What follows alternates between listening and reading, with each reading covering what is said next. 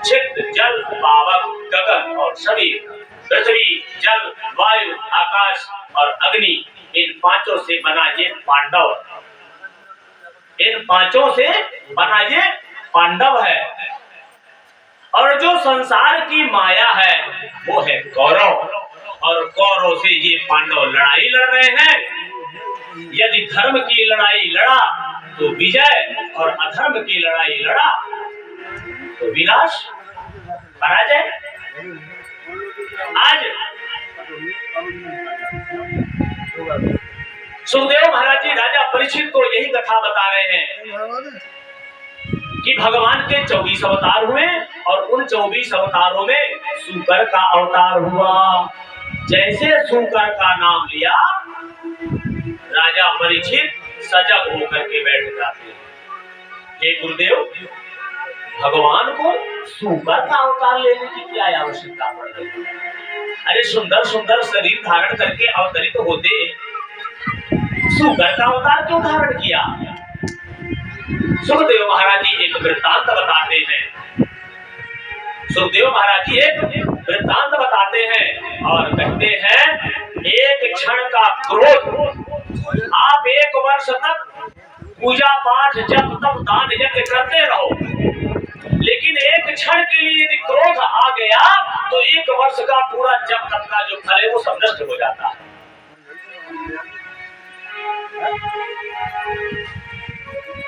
आज सनकादिक है, सनक, सनंदन, सनातन और सनत कुमार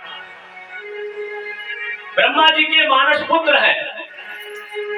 5 वर्ष की आयु इनको प्राप्त है, उससे ना आगे बढ़ते हैं और ना पीछे, बस वही 5 वर्ष की आयु प्राप्त किए वो सनकादिक है। और उनको 24 घंटे वो स्वर्गलोक, वैकुंठ लोक, साकेत धाम, गोलोक धाम, मृत्युलोक, कहीं भी वो आ जा सकते हैं, कहीं रोक टोक नहीं।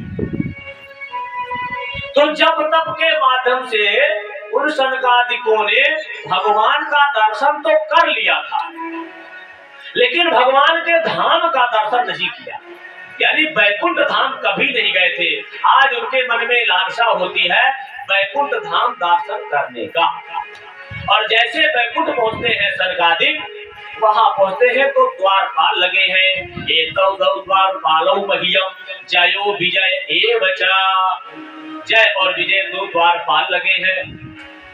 अब उन द्वारपालों ने सनकादिकों को रोक दिया कि अभी अभी हमारे प्रभु शयन कक्ष की ओर पहुंचते हैं और अभी हम आपको प्रवेश नहीं होने देते, आप ये ठहरो और मैं पहले भगवान से आदेश, अपने मालिक से, प्रभु से आदेश लेता हूँ कि ऋषिवर आए हैं, उनको अंदर जाने दो या नहीं।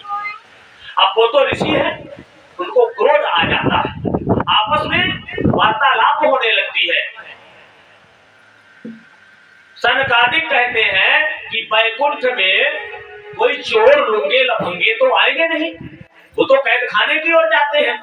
यहाँ जो आएगा संत ऋषि मुनि महात्मा आएगा, और जब संत ऋषि मुनि महात्मा आते हैं तो यहाँ द्वारपालों की क्या आवश्यकता? जहाँ चोर आने की संभावना हो वहां ताला लगाया जा सकता है, वहां सेना लगाए जा सकते हैं, यहाँ क्या आवश्यकता है? इतने जोर की वार्तालाप होती है कि वो सनकादिकों ने श्राप दे दिया कि तुम यहाँ रहने योग्य नहीं हो, तुम जाओ और मृत्यु लोक में 3 जन्म तक दैत्य हो जाओ। इतना जोर से वार्तालाप चला कि वैकुंठ धाम बाहर आ जाते हैं दरवाजे पर, और वो पीतांबरधारी चतुर्भुज भगवान गेट पर ही, अपने दरवाजे पर ही ऋषियों को दर्शन दे करके वहीं से विदा कर देते हैं। यानी जो क्रोध आ गया, क्रोध के कारण जो पाप उत्पन्न हुआ, उसके कारण वैकुंठ का दर्शन नहीं कर पाए। इतना तो पुण्य था कि वैकुंठ नाथ का दर्शन कर ले, और वैकुंठ का दर्शन बिना किए ही वापिस लौट आए। और वही दैत्य जो है कश्यप ऋषि के यहाँ पुत्र के रूप में जन्म लेते हैं। कश्यप जी के यहाँ 13 पत्नियां हैं, मुख्य 2 है, दिति और अदिति। दिति से दैत्य और अदिति से देवता। तो अदिति के यहाँ तो इंद्र आदि सभी देवता उत्पन्न हो चुके थे। जो दिति थी, दिति की हम कोई संतानें नहीं थी, तो दिति को भी संतान की लालसा उठी और उस लालसा बस समय का विचार नहीं किया। हर चीज का मुहूर्त होता है। आप सोचो कि चाहे जब कोई काम कर लो, तो चाहे जब कोई काम नहीं करना चाहिए, क्या ब्रह्म मुहूर्त में करना चाहिए, क्या संध्या बेला में करना चाहिए, क्या दिन में करना चाहिए, क्या रात्रि में करना चाहिए, इन सबका समय निर्धारित रहता है। आज गोधूली बोला बेला है, शाम का वक्त है, और शाम के वक्त में ना पढ़ना चाहिए, ना पूजा करना चाहिए। शाम के वक्त में पूजा भी नहीं करना चाहिए, पाठ भी नहीं करना चाहिए, और जब तक भी, और ये क्या नाम से आपका केवल संध्या बंदन करना चाहिए। संध्या बंदन, पढ़ाई नहीं करना चाहिए, सोना नहीं चाहिए और खाना नहीं चाहिए। और उसी समय उनकी पत्नी जो दिति है, वो कश्यप जी के कपड़ों को खींच रही है, यानी काम वासना से ग्रसित होकर के, और अपने पति को आलिंगन कर। पति देवता बहुत समझाए। 3 हट होते हैं, बाल हट, राजहट और नारी हट। तो राजा तो कुछ देर के लिए क्रोध करते हैं, किसी सभा में जाना हुआ और जब पहुंचे तो थोड़ा ताम झाम दिखाया और कुछ देर के बाद नॉर्मल हो जाते हैं। बच्चे हैं, रूठ गए, जिस चीज के लिए रूठे हैं कोई दूसरा खिलौना दे दो, बच्चे मान जाएंगे। लेकिन जो नारी हट है, प्रिया हट है, ये बड़ा कठिन है, इनको समझा पाना बहुत कठिन है। अगर रूठ गई देवी तो मना लेना फिर बहुत कठिन हो जाता है। अरे यहाँ नहीं, यहाँ तो सब संत है, यहाँ की बात नहीं कहता हूँ, आप लोग मत सोचो अपने लिए, यहाँ कोई नहीं रूठता है, कई अन्यत्र की बात है ये। आज जो दिति है, उनके प्रभाव से कश्यप जी नतमस्तक हो जाते हैं, हर पति नतमस्तक रहता है, उनके आगे चलती नहीं है।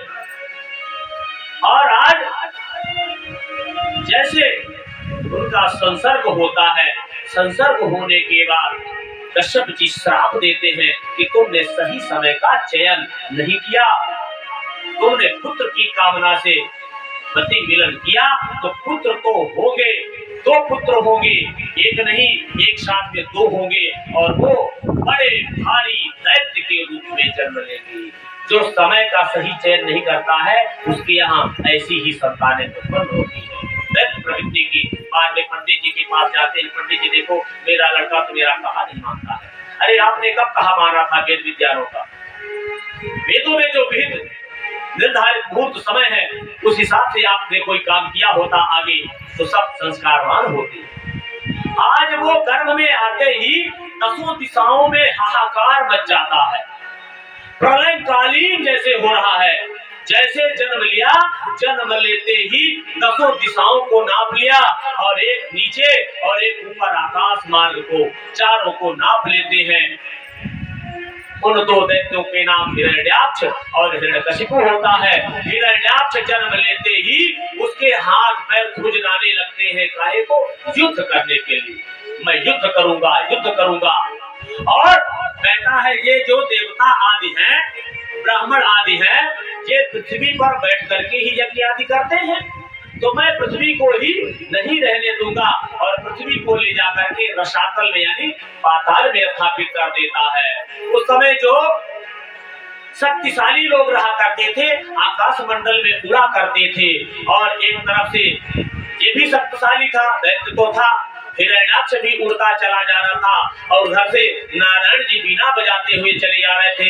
भजन नारायण नारायण नारायण, भजन नारायण नारायण नारायण, भजन नारायण नारायण नारायण, भजन नारायण नारायण नारायण, भजन नारायण नारायण नारायण, भजन नारायण नारायण नारायण, भजन नारायण नारायण नारायण नारायण। चले ही आ रहे थे, इधर से उस दैत्य ने मार्ग रोक लिया। जिनको अनायास कोई वस्तु प्राप्त हो जाए, उसका वो उपयोग करना नहीं जानते हैं। आज वो दैत्य था, दुराचारी था, उसके जो बल का पराक्रम था, वो राह चलते जो धूर्त लोग होते हैं, अनायास बल प्राप्त हो जाता है, वो राह चलते सीधे साचे आदमी को धक्का मारते हुए चलते हैं। आज वो हिरण्याक्ष जो है नारद जी की मार्ग रोक लेता है, कहता है रुको, कहाँ ये बीड़ा लिए चले जा रहे हो, आओ पहले मुझसे युद्ध करो, पहले मुझसे युद्ध करना पड़ेगा, तब तुमको आगे जाने दूंगा। नारद जी कहते हैं नारायण नारायण, ये मेरे बस की बात कहाँ रही, मैं लड़ना झगड़ना नहीं जानता हूँ, मेरा लड़ना झगड़ना बस की बात नहीं है, मैं तो कीर्तन करता हूँ और तुम भी मेरे साथ कीर्तन करो। बोले मुझे बातों में मैं बहलाओ, आओ पहले युद्ध करो। नारद जी कहते हैं ज्यादा खुजली लगी है, यदि ज्यादा खुजली लगी हो तो जाओ, आज जो है साक्षात नारायण 12 का अवतार धारण करके और पृथ्वी जो रसातल में चली गई है, उस पृथ्वी को उद्धार करने के लिए 12 भगवान का अवतार होता है। ब्रह्मा जी एक दिन बैठे थे और छींक आती है और उनकी छींक से नाक के तरफ से एक अंगुष्ठ मात्र का एक शरीर निकलता है। देखते ही देखते विशाल काय वो 12 को उद्धार कर लेता है और पृथ्वी को इस दैत्य ने पातालपुरी में ले जाकर के रख दिया था, तो वो आज जाकर के सागर में और पातालपुरी से अपनी दाढ़ पर पृथ्वी को रख करके और ऊपर लेकर के चले आ रहे होंगे। उन्हीं से जाकर के युद्ध करना, तुम्हारी ऐसी खुजली मिटेगी, ऐसी खुजली मिटेगी कि दोबारा कभी तुम्हारे शरीर में खुजली उत्पन्न ही नहीं होगी। आज जो है वो पहुंचता है दैत्य, और उधर पृथ्वी माता को भी अहंकार हो गया। पृथ्वी माता को अहंकार हो गया कि कुछ समय के लिए मैं जलराशि में पाताल में जाकर के क्या पहुंच गई, और भगवान को तो ऐसा वेश धारण करना पड़ा 12 का। भगवान ने कहा कि अनायास ही गर्व मत करो, क्यों? क्योंकि तुम्हारे बिना हमारा काम कभी रुकने वाला नहीं है। और 12 भगवान अपने वृंदावन धाम का दर्शन कराते हैं, और वृंदावन धाम में कहते हैं इस पृथ्वी की आवश्यकता नहीं है, उस पृथ्वी से अलग ही वो भगवान का धाम है, वो कभी प्रलय नहीं होता। तीर्थराज प्रयाग है, जो 7 पुरियां हैं और वृंदावन आदि हैं, ये कभी प्रलय में भी नष्ट नहीं हुआ करते हैं। आज वो आता है और दैत्य जो है पकड़ने की कोशिश करता है, कहता आओ मुझसे युद्ध करो। आज भयंकर युद्ध छिड़ जाता है। इधर से भगवान एक थुथुन मारते हैं, प्रहार करते हैं, तो वो 100 योजन पीछे खिसकता है, और उधर से वो दैत्य जब धक्का मारता है भगवान को, गदा का प्रहार करता है, तो 12 भगवान 1000 योजन पीछे चले जाते हैं। इतना वो बलशाली था, भयंकर। खेल करते रहे और कुछ देर में खेल ही खेल में और भगवान उसकी राम नाम सत्य करते हैं। बोले 12 भगवान की 12 का भगवान का उद्धार करते हैं। इसके बाद भगवान जो है सृष्टि की रचना बताते हैं, और सृष्टि की रचना में ब्रह्मा की सृष्टि में 10 मानस पुत्र हैं। बाद में शिव जी जन्म लेते ही रोने लगते हैं, इसलिए इनका नाम रुद्र पड़ जाता है। शिव जी से कहते हैं तुम मेरी सृष्टि में सहायक बनो। 10 मानस पुत्र तो बच चले गए, बोले पिताजी हमारे बस का ये नहीं है। शिव जी से जैसे कहे तो शिव जी सृष्टि की रचना करने लगे। तो बिच्छी, सांप, कुहेरो, जो भूत प्रेत, ये सभी कोई बिना पैर का, कोई बिना हाथ का, कोई बिना मुंह का, और जैसे जन्म लिया सब आपस में लड़ने लगे, झगड़ने लगे, रोने लगे, गाने लगे, नाचने लगे। ऐसे जैसे लग रहा था पूरे संसार का ही प्रलय हो जाएगा। ब्रह्मा जी ने कहा आप तो रहने दो, आपकी जैसी सृष्टि हमको नहीं बढ़ाना है। भगवान रुक जाते हैं। ब्रह्मा जी को क्रोध होता है, और क्रोध होते ही उनका शरीर 2 भाग में विभाजित हो जाता है। दाहिने से एक पुरुष और बाएं से एक स्त्री, जिनका नाम महाराज मनु और शत्रुपा होता है। महाराज मनु और शत्रुपा के यहाँ 5 संतानें उत्पन्न होती है। 3 कन्याएं, देवहूति, आभूति और प्रसूति।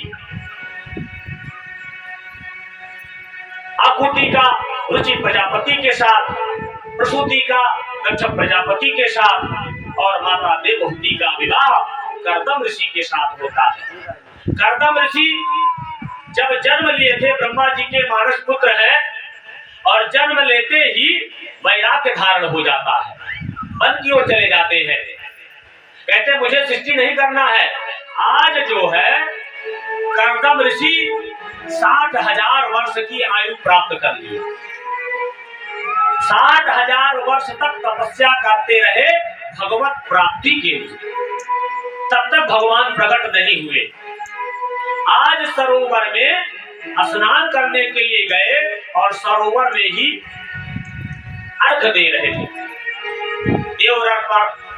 देव तर्पण, ऋषि तर्पण और पितृ तर्पण कर रहे थे। उसी समय एक मछली और मछुआ को आपस में आलिंगन करते हुए थे। उसी समय कर्दम जी को काम की वासना जागृत हो जाती है, और जैसे काम की वासना जागृत होती है, आज तक तो तपस्या करते रहे, वो उनका काम है, अपना अपना काम है। आज तक तो जो तपस्या कर रहे थे भगवत प्राप्ति के लिए, और आज तपस्या कर रहे हैं कि मेरा विवाह हो जाए, मेरा विवाह हो जाए। विवाह के लिए तपस्या करने लगी। जब तक भगवत प्राप्ति की तपस्या करते रहे, 60,000 वर्ष बीत गया, भगवान प्रकट नहीं हुए। और आज 1 वर्ष के ही तपस्या में भगवान प्रकट हो गए। सामने आए चतुर्भुज भगवान, बोले आंखें खोलो। आंखें खोला जैसे ईश्वर भाग में सामने भगवान खड़े हैं, मांगो क्या वरदान मांगना है। अब भगवान का दर्शन करने के बाद भी यदि कोई लालसा रह गई शेष, तो फिर दुर्भाग्य ही है ना। अब मन में भावे मूड हिलावे, ये दशा हो गई कर्दम की। मन में तो विचार था विवाह के लिए, तपस्या तो विवाह के लिए किया, लेकिन भगवान को सामने देख करके लज्जित हो जाते हैं और कहते नहीं प्रभु, बस ऐसी तपस्या किया था आपके दर्शन के लिए। अरे मेरा दर्शन तो हो गया, लेकिन मेरा दर्शन कभी निष्फल नहीं होता है। आपने विवाह के लिए किया था तपस्या, तो विवाह तो मैं कर करके आया हूं। अब क्या मेरी बात खाली करवा दोगे? पहले के जमाने में गांव के जो मुखिया रहा करते थे, परिवार के जो आजा दादा रहा करते थे, वो विवाह बच्चों का तय कर लेते थे और कहते थे फलाने आपके जो नाती है उसका विवाह मैंने मान लिया है। और यदि मुखिया ने मान लिया है दादाजी ने, तो परिवार में किसी की हिम्मत नहीं थी कि वो उनकी बात को नकार जाए। आजकल तो विवाह के समय वो खुद जिनका विवाह होना है इंची टेप लेकर के जाते हैं कि मैं 5 फुट 6 इंची का हूं, तो मैं 5 फुट 4 इंची वाली नहीं चलेगी। ये समय चल रहा है। आज कर्दम जी लज्जित होते हैं, संकुचित होते हैं, कहते प्रभु यदि आपने तय ही कर लिया है तो ठीक है, विवाह कर लेंगे, लेकिन मेरी एक शर्त है। शर्त कौन सी है? कहते हैं शर्त ये है कि पुत्र के रूप में आपको ही मेरे यहाँ जन्म लेना पड़ेगा।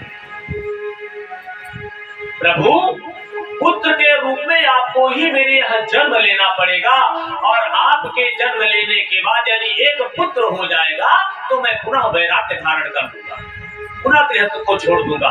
सृष्टि को आगे बढ़ाने के लिए एक पुत्र हो जाना पर्याप्त है। आगे तो कामी पुरुष है जो काम की वासना से जीवन भर लगे रहते हैं। आज भगवान आशीर्वाद देकर के जाते हैं और उधर से महाराज मनु और शत्रुपा रथ में बैठा करके अपनी पुत्री देवहूति को लाते हैं। जैसे कर्दम जी को पता चला कि महाराज मनु आ रहे हैं अपनी रानी के साथ, पुत्री के साथ, तो कर्दम जी ने 3 आसन लगाया अलग अलग। एक में महाराज मनु विराजमान हो गए, एक में देवी शत्रुपा, और एक खाली है देवहूति के लिए। देवहूति ने समझ गई कि ये मेरे होने वाले पति हैं और पति से मैं सेवा नहीं लूं। पति के बिछाए हुए बिस्तर पर, आसन पर पत्नियों को नहीं रहना चाहिए। अब आजकल तो नियम बन गया है कि मैं बच्चे को देख रही हूँ, रोटी का काम देख रही हूँ, रसोई का काम, आप तब तक बिस्तरा झरियाते रहो, आप तब तक घर का काम करते रहो। और वो देवी है, उनको संस्कार प्राप्त है, तो आसन का अपमान भी ना हो, तो दाहिने हाथ से आसन को प्रणाम किया और प्रणाम करके आसन के बाहर बैठ स्पर्श किया और बाहर को सम्मान भी रहा और धर्म भी उनका बना रहा। महाराज अनु अपनी पुत्री का विवाह करके एक राजमहल में रहने वाली राजकुमारी को वन में रहने वाले एक घास फूस की मड़ैया में रहने वाले ऋषि को समर्पित करके चले जाते हैं। और जैसे जाते हैं वैसे महाराज कर्दम जी अपनी पत्नी को लेकर के और अपनी कुटिया दिखाते हैं। कुटिया के पास जैसे ले गए तो कुटिया के नीचे देखा अंदर तो कम से कम 200-400 बिल थे। उन सभी बिलों में से किसी में से चूहा, किसी में से सांप, किसी में से घोड़ा, किसी में से बिच्छू, जो एक दूसरे के हिंसक है। जैसे चूहा और सांप का बैर है ना, लेकिन सब मित्रवत वहां रह रहे हैं। देवी कहते हैं कि प्रभु ये मैं क्या देख रही हो? बोले ये सब अपना ही घर समझते हैं इसको। ऊपर देखा तो 200-400 घोंसला बने हुए हैं, सभी में पक्षी कलरव कर रहे हैं। कहते प्रभु जी क्या देख रही हूं मैं? बोले ये सब अपना ही घर समझते हैं। रोशनदान से बाहर देखा तो एक घाट पर शेर, गाय, मृग, जो हिंसक जीव है एक दूसरे के, वो एक साथ पानी पी रहे हैं। बोले प्रभु जी मैं क्या देख रही हूँ? ये आपके तपस्या का फल ही है। और प्रभु आप कहाँ रहते हैं? आपका आश्रम कहाँ है? सब जगह तो सांप, घोटा, बिच्छू लगे हुए हैं, आपका निवास कहाँ है? बोले ईशान कोण में देखो 1.5 हाथ का जो चबूतरा है वही मेरा है। बस वहीं बैठ करके और भगवान का भजन करने लगता हूँ। अब मेरा तो भजन का समय आया, तुम जैसा चाहो अपने घर को सजाओ सजाओ, और मैं तो चला तपस्या करने के लिए। और कर्दम जी आंख दबा लेते हैं, प्राणायाम करने लगते हैं। और 1 दिन 2 दिन नहीं मेरे सज्जनों, मेरे मित्रों, 40 वर्ष की उनकी समाधि लग जाती। आज विवाह करके हाथ की मेहंदी हाथ में लगी, 16 श्रृंगार धारण किए, राजकुमारी राजमहल में निवास करने वाली, आज ना खाने की व्यवस्था, ना पीने की व्यवस्था, ना रहने की, ना सोने की। आज पति देवता अकेले हैं तो 1.5 हाथ के चबूतरे पर बैठ करके और तपस्या में लीन हो जाते हैं। धन्य है वो देवी, धन्य है वो देवभूति। कर्दम शब्द का अर्थ समझिए। कर माने इंद्रिय और दम माने दमन। इंद्रियों का दमन जिसने कर दिया हो, इंद्रियों को जिसने वश में कर दिया हो, वो है कर्दम जी। और देवभूति का अर्थ समझिए, जो देवताओं के लिए ही अपने आप को आहूत कर देना, अपने आप को ही देवताओं के लिए आहूत कर देना, उनको देवभूति कहते हैं। 40 वर्ष बीत गए और 40 वर्ष तक वो अपने पति की जो है सेवा करती रही, वस्त्रों से गीले करके आप उनके मखमंडल शरीर को जो है धोती रही, साफ करती रही और उन्हीं की सेवा में लगी रही। कभी फल मिल गया तो खा लिया, कभी पत्ता मिल गया तो खा लिया, कभी कुछ ना मिला तो जल पी करके रह गई, कभी जल ना मिला तो केवल वायु भक्षण करके 40 वर्ष व्यतीत किया। आज 40 वर्ष बाद कर्दम जी के नेत्र खुलते हैं और जैसे नेत्र खुला तो सामने देखा एक बूढ़ी माँ को। अरे 16-18 वर्ष की आयु में विवाह हुआ होगा और 40 वर्ष तक तपस्या करते रहे, तो लगभग 60 वर्ष की आयु जिनकी हो गई होगी, वो बूढ़ा नहीं होगा तो क्या होगा? सफेद सफेद जिनके बाल, शरीर में झुर्रियां पड़ गई थी, जो राजमहल में रहने वाली चमक रही थी जिनका शरीर, आज उनके शरीर में झुर्रियां पड़ गई। और कर्दम जी ने नेत्र खोल करके भी क्या शब्द, क्या प्रश्न करते हैं, उनके प्रश्नों को जरा सुनिए। कहते हैं देवी आपका परिचय? 40 वर्ष के बाद भी देह प्रखला लोग परिचय पूछ रहे हैं। कहते हैं वो तनिक उद्विग्न नहीं हुई, उनको जरा सा क्रोध नहीं आया, क्योंकि देवभूति है ना। कहती है प्रभु याद करिए आज के 40 वर्ष पूर्व एक राजा आए थे।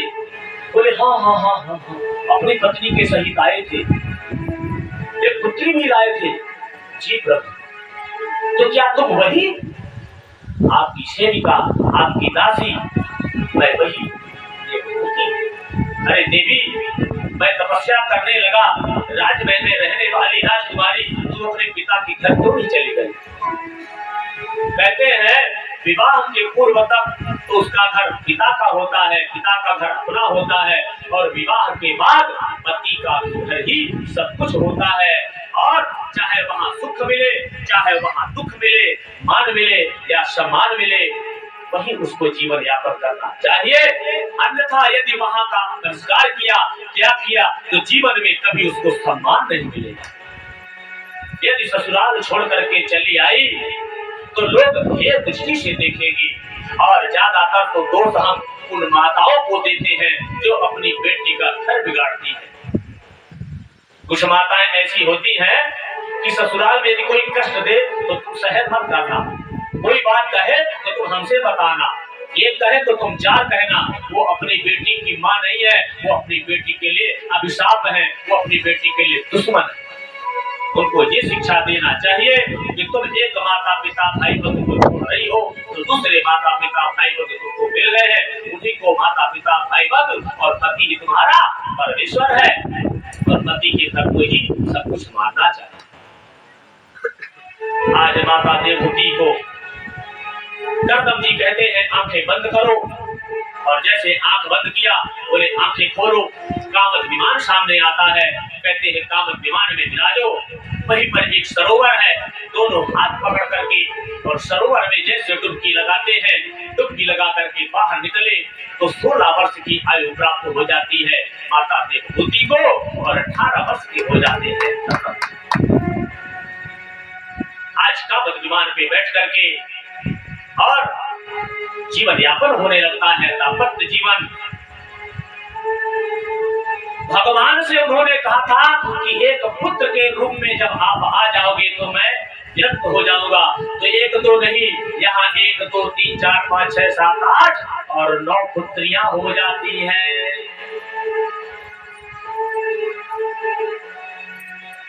माता अनुसुईया आज उन्हीं की पुत्री है।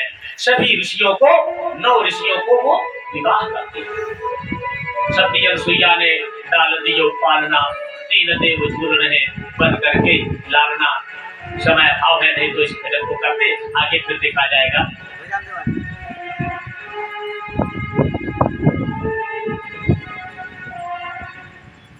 अरे माता अनुसुईया ने, माता अनुसुईया ने डाल दियो पालना, 3 देव झूल रहे बन करके लालना। माता अनुसुईया ने डाल दियो पालना, 3 लोग झूल रहे बन करके लालना।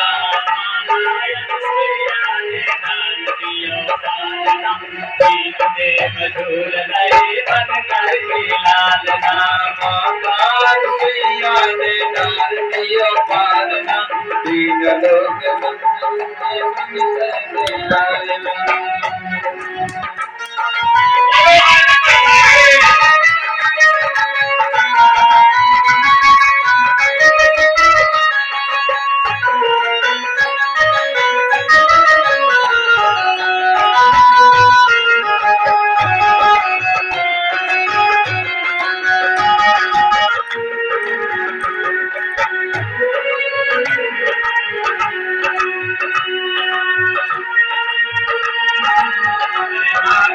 अनुसुईया ने डाल दियो पालना, 3 देव झूल रहे बन करके लालना।